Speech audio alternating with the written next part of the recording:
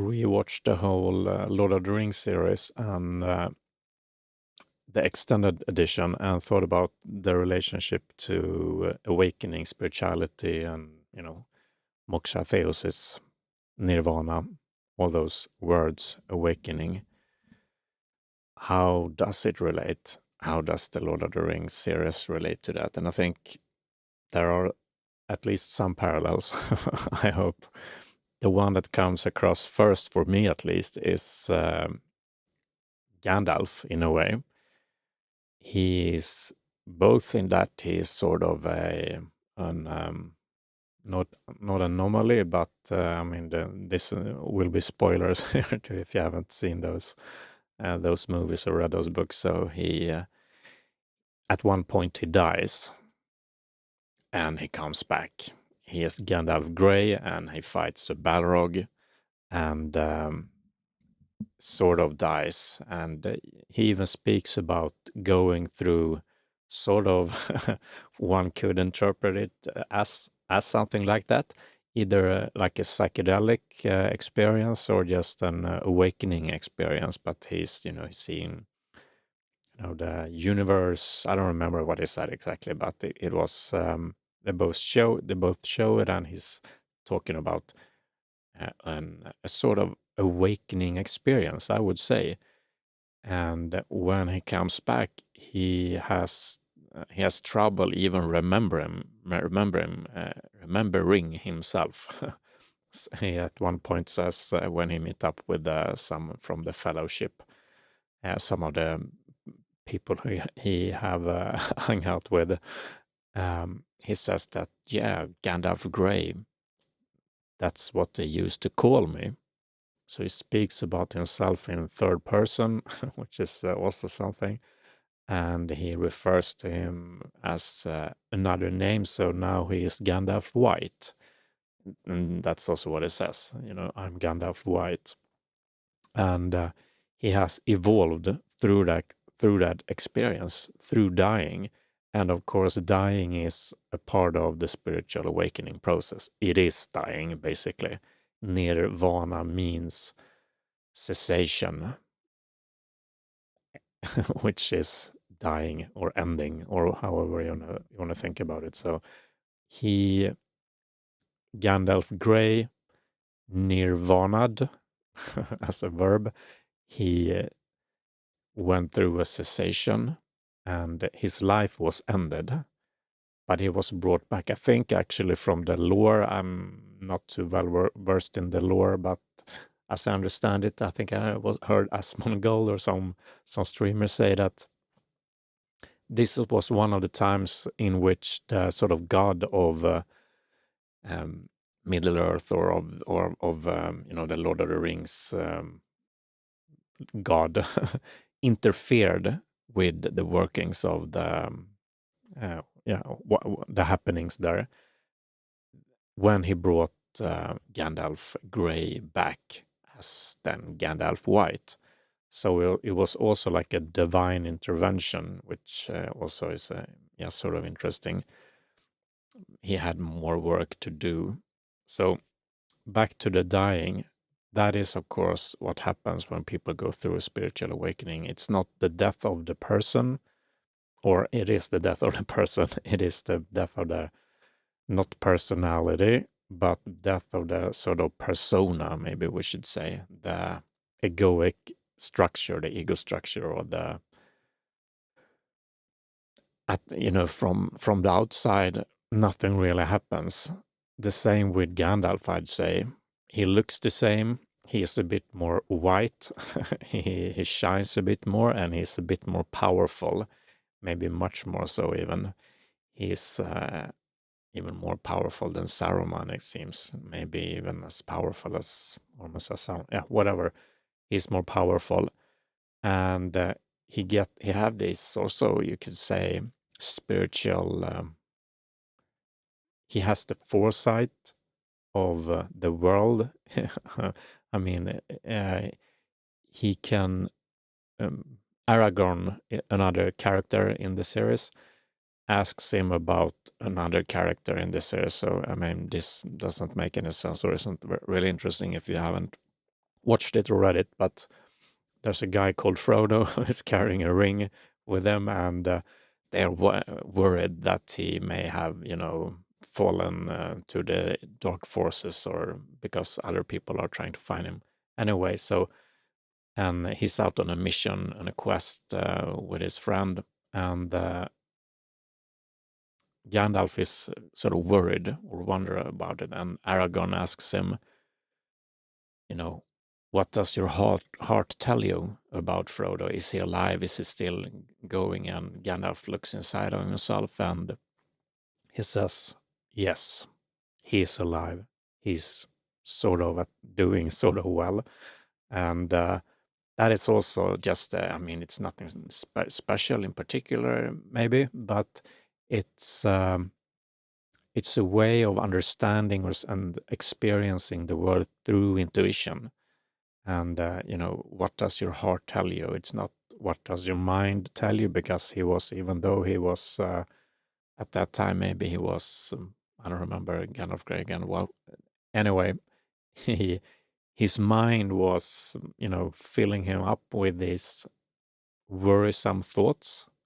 And the mind was telling him, Frodo, I mean, logically, rationally, Frodo is just a little, almost like it's called a hobbit, a little person, and he's not good at anything in particular. He's not strong or fast or super bright or anything. So the statistical, um, yeah, it wouldn't be unthinkable to think that something has happened to him, that he didn't make the journey, basically. So his mind is telling him this very logical thing, but then he asks his intuition, his heart, and he gets a clear indication, and that's what he goes with, and it soothes him. And that's also just a big lesson or teaching in that we also do have a way of accessing our intuition, which can be used for, just things in our ordinary lives, and also sometimes even getting information about things that you don't know. And that becomes, of course, paranormal or spiritual in that way, which you can believe in or not believe in. But in these stories, of course, that is there's a lot of a lot of supernatural things happening. But and this is maybe not even uh, this is not a big one of them. They have they can do magic or all kinds of things. Here's it's just intuition, and he's feeling it, and it's not really. How would he know for sure? Maybe he doesn't, but he get this intuition of Frodo being alive. He knows the truth somehow, and it is true. And that is a spiritual teaching. And I mean, Albert Einstein used to say, or there's a quote of him anyway, who knows if it's true or not, but according to the internet, Albert Einstein have said that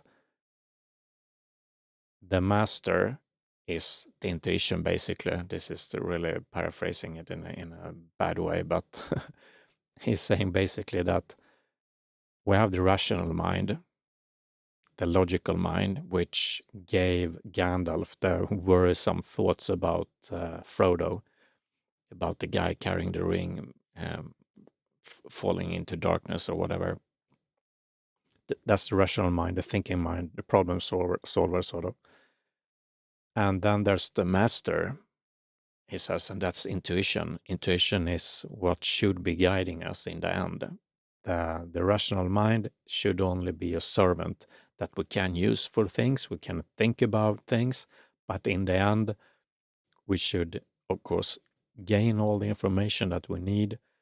But when we make decisions or try to understand how the world works, or if Frodo is okay or whatever, we should look to our intuition. We should look with our heart, or sometimes some people use the word gut, go with your gut feeling, which is, it takes into account both rationality. I would say both. If we want to make a rational argument about why to do it like that, it both takes into account the rational mind, the information you've gotten, and also other types of information that isn't necessarily conscious to you, basically. And that's the thing. You're not, because the logical mind, the thinking mind, the narrative self, the self-referential thoughts that you're having in your mind, that kind of thinking mind only knows so much, basically. And what intuition does is that it broadens your horizon, so to speak. And it, of course, it has access to all the thing that you're consciously aware of, but also other things that you're not consciously aware of. And that's the sort of magic but it isn't magical in the sense of things that is unconscious to you, but still something that your sort of body knows about, or your unconscious mind. You just don't remember it. For example, maybe you experience things, but you can't consciously remember it. But your body was there, and there is memories inside of you, just as an example, and they can be that type of information in a very rational sense can be used by your unconscious mind, which is, as I see it, speaking through your intuition. And it's easy to test this too. So you can, if you don't trust your intuition, or rather, if you want to test if your intuition or your rational mind is correct, just try to just try it out for yourself if you have access to your intuition, that is. But that is, of course, something that Gandalf and other people in these stories and spiritual people have trained themselves to do. They train themselves to get access to more and more intuition and live their lives through that, through the heart rather than the mind, or rather than only the mind. Just as Albert Einstein also said, it's the mind, the conscious thinking mind is a servant, but it shouldn't be the master of your destiny, so to speak. It shouldn't be the mind and the master of your life. Your life should be guided through your heart, your gut, your intuition, your soul, whatever name you want to give it, which is broader than the thinking mind and has access to, in a very rational way, in a very logical way, I'd think, and I'd say at least, to more information. When we speak about information that shouldn't be possible to have to know about, for example, this Frodo's predicament. How would you know? How would we can't really explain that in terms of unconscious information in Gandalf's subconscious or whatever. It borders into the paranormal, and you can believe it or not. So either way, I think the logical reasoning for intuition being a broader type of knowledge than the simple or just the rational mind still holds. How people get information about other kinds of things and include that in their intuition, that's a whole other topic, I think. Not for this talk today, but it seemed like Gandalf must have gotten that information from somewhere else. People speak about Akashic records, or they try to explain it in different ways. And again, I'm not going to try to explain it, but it seems like maybe people do get intuition about other things. But yeah, just again to make it more in a sense that an atheist would believe in. Let's just listen to someone like Magnus Carlsen, who's the chess world, the best chess player in the world today, and probably the best player ever to have played. What he says is that he, of course, remembers all of a lot of chess plays and a lot of lines, as they say, and computer lines or whatever. But when he's playing, he makes these calculations with a rational mind. He thinks about what the next move should be and all those things. But in the end, he says that it becomes really intuitive for him, which means is he doesn't really know why he moves the bishop the way he moves it. It just feels right to him. It's his gut feeling to do that. But it isn't a rational thought. He's not aware of why. But he says that when he follows that intuition, it goes better. And when he doesn't follow it, it goes worse. And that's chess, of course, is that's just calculations, basically. In the end, I mean, a computer does it better than a human being because it's well-structured problem, as they say in psychology. Yet for the person, it is still better to use your intuition because the intuition has knowledge of more than the rational mind. I would say that is the reason why it works. Maybe there's other reasons too, but it's just interesting to see in a place like chess, which is so it should be just a rational mind, right? Analyzing, thinking, calculating. How else would it be anything else? And it is all of that. It's just that in the end there, or Magnus Carlsen, and I've heard other people say the same thing, that they go by intuition in the end, which is really interesting, I think. And yeah, we see that in the Lord of the Rings. That's another. Intuition is one thing. We've seen awakening or rebirth in Gandalf, and we also see it in a lot of other characters. You know, we Joseph Campbell is famous for the hero's journey, which we see in a lot of stories. You know, from Jesus, and we see it also in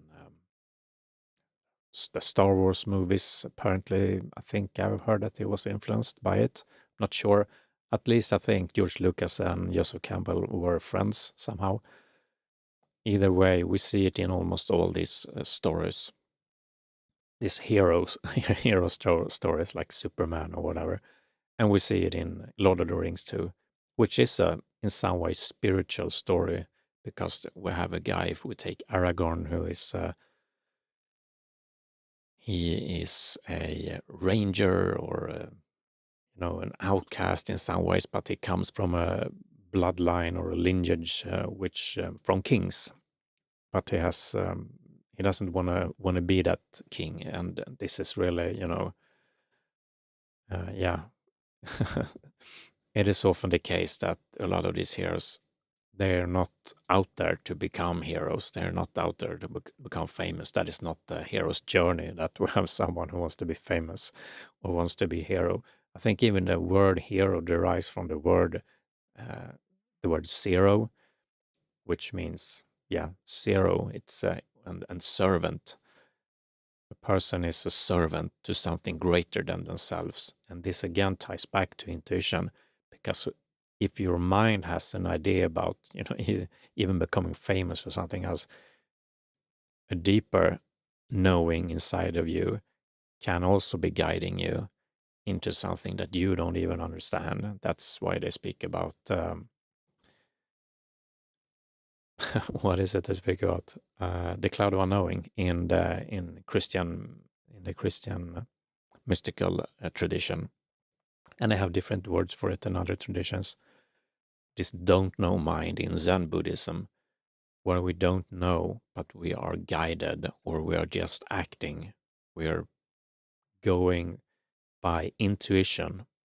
We see it with chess masters like Magnus Carlsen, who I mentioned. We see it in mountain climbers like Adam Ondra, and we see it with people like Aragorn in Lord of the Rings. And we see the progression into doing that, because first we can see people not wanting to. Their mind is telling them no. A lot of other people are telling them, not a lot. It's a lot of hardship. That is the hero's journey, basically. You become a servant, and then you're basically spent, more or less. You're just a servant. From the outside, they are, of course, always looked upon with admiration, but actually doing it is never fun.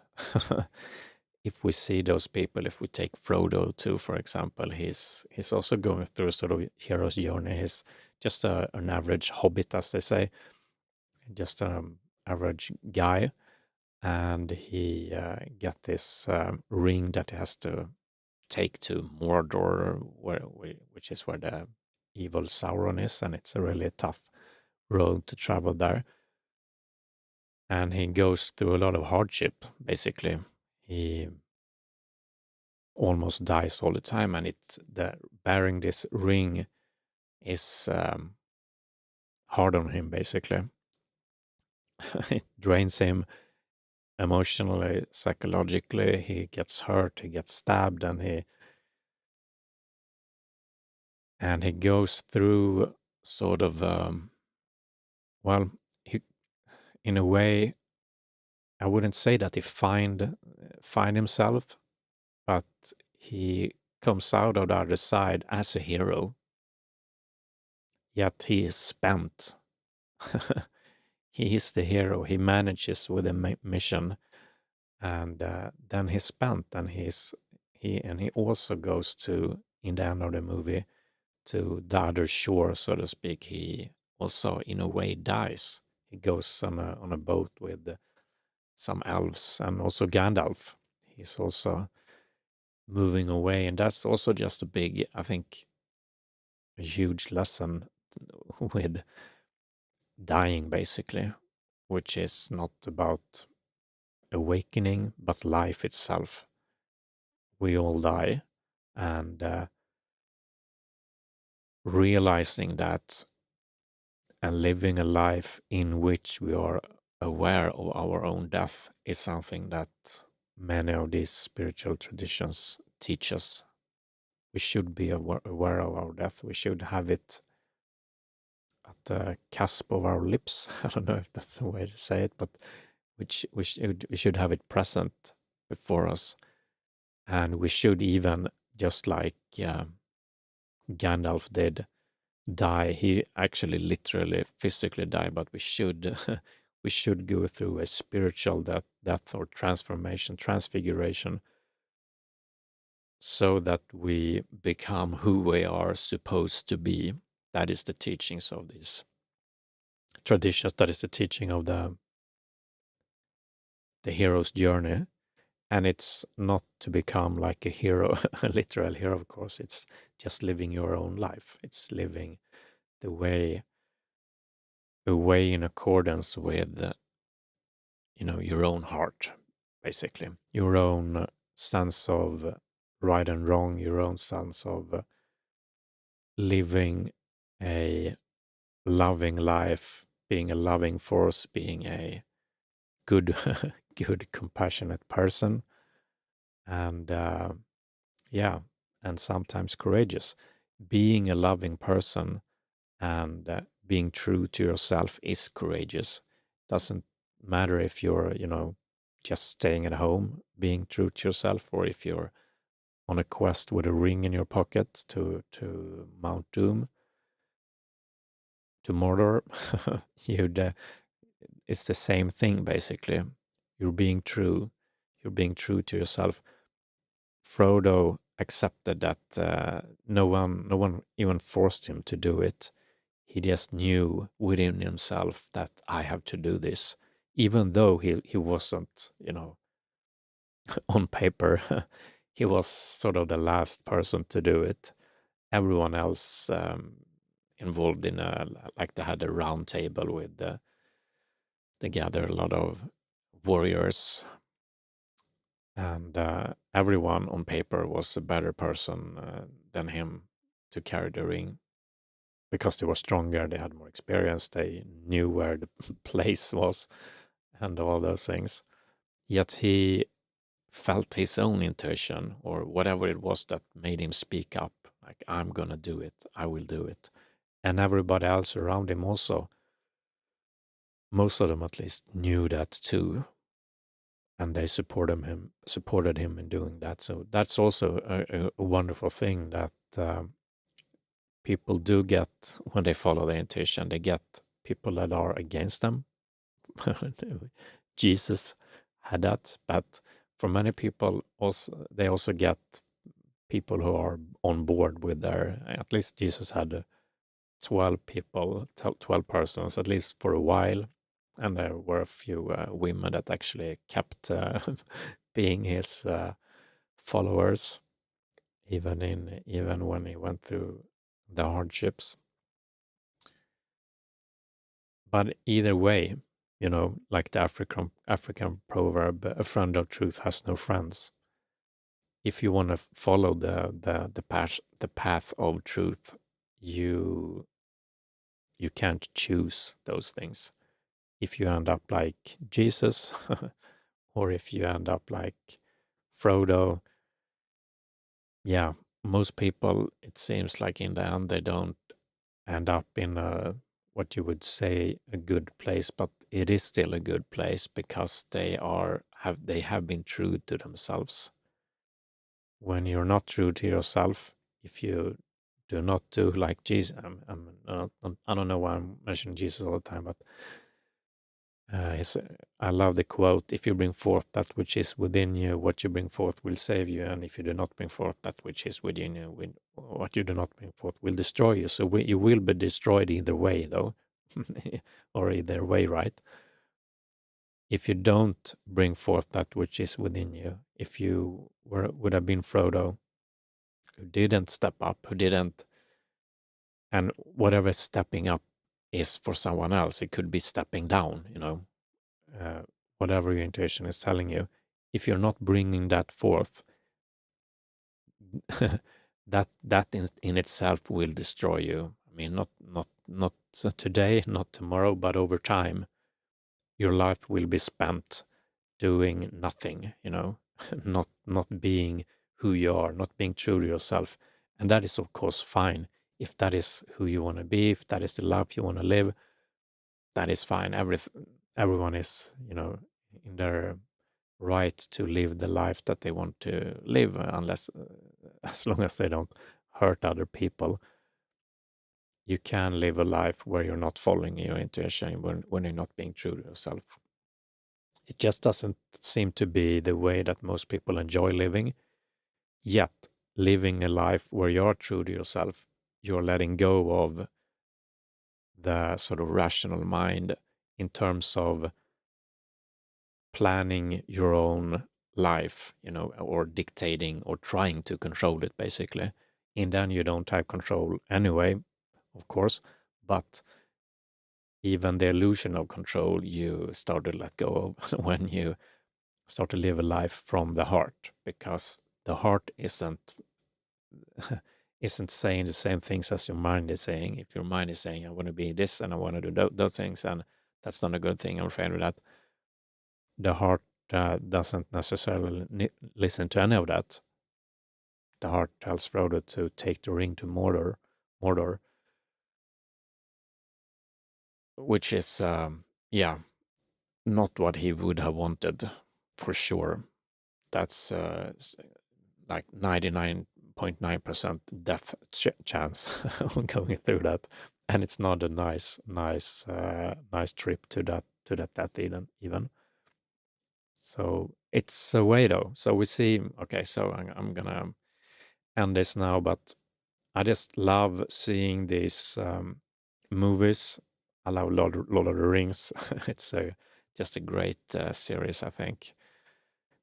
Especially the extended edition. You get, well, I guess if you just like it, you get even more of it. But I think a lot of the scenes included in the extended edition actually adds, not all of them maybe, but a lot of them adds to the whole experience in a positive way. And there's so much magic inside that, and not literal explicit magic, but magic in terms of these stories, the hero's journey, these moments of if you've seen it, you know, and if you haven't, I recommend it. If you like those types of movies, if you're more into romantic comedy, maybe Lord of the Rings isn't for you. But if you like those kinds of hero, super, yeah. Okay, well, that's it. Do see Lord of the Rings, and if you feel like it, and yeah, I think it's a good thing to have in the back of your mind. You know, yeah, what does this tell me about my life? Because it is a story about life itself. It is really deep in many ways, I would say. It really touches on the most fundamental tenets of the human experience. It is deep and profound, and teaches us a lot of lessons, and it's humbling, I would say, too. Yeah. Okay. So that's it. Thank you very much, and see you again.